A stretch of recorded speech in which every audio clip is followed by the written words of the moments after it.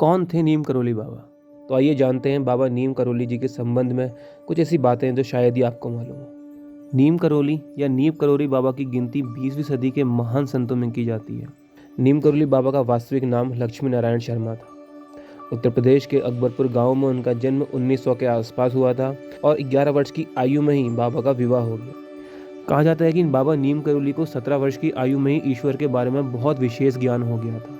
1958 में बाबा ने अपने घर को त्याग दिया और पूरे उत्तर भारत में साधुओं की भांति विचरण करने लगे थे।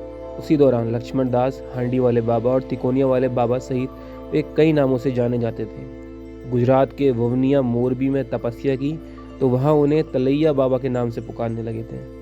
हनुमान जी को वे अपना गुरु और आराध्य मानते थे।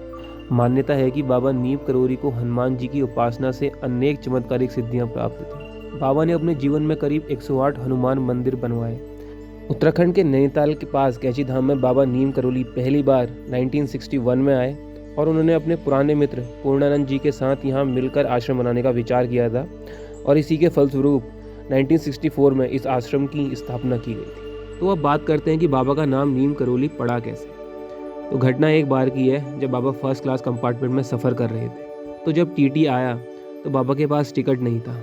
तब बाबा को अगले स्टेशन नीम करोली में उतार दिया गया था। बाबा थोड़ी दूर पर ही अपना चिपटा धरती में गाड़ कर बैठ गए।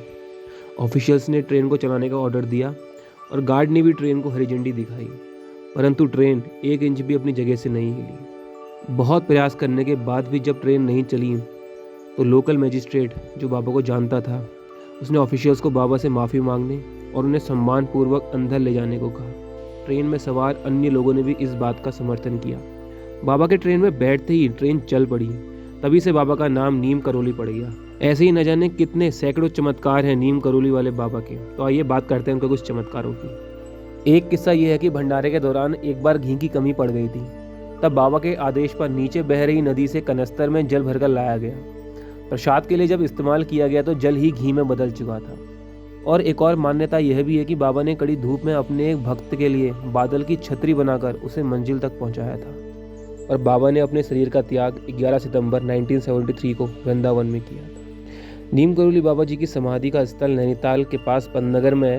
यह एक ऐसी जगह है जहाँ कोई भी मुराद लेकर आए तो वह खाली हाथ कभी नहीं लौटता। 15 जून को देवभूमि कैची धाम में मेले का एक भव्य आयोजन होता है और यहाँ देश विदेश से बाबा नीम करोली के भक्त आते हैं।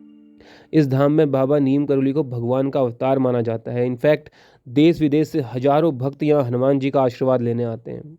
बाबा के भक्तों ने इस स्थान पर हनुमान जी का एक भव्य मंदिर भी बनवाया है।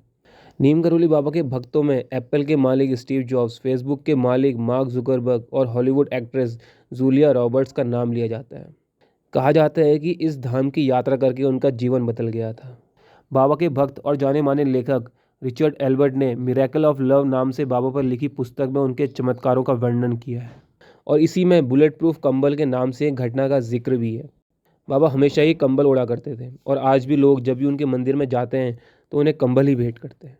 इसी के साथ इस वीडियो को एंड करते हैं। तो होपफुली यार आप लोगों को बाबा नीम करोली के बारे में कुछ बातें सीखने को मिली होंगी और अगर आपको उनकी एक भी बात प्रभावित करती है तो प्लीज़ इस वीडियो को लाइक, शेयर, कमेंट और चैनल को सब्सक्राइब ज़रूर करना। जय हो बाबा नीम करोली की। जय हिंद, जय भारत।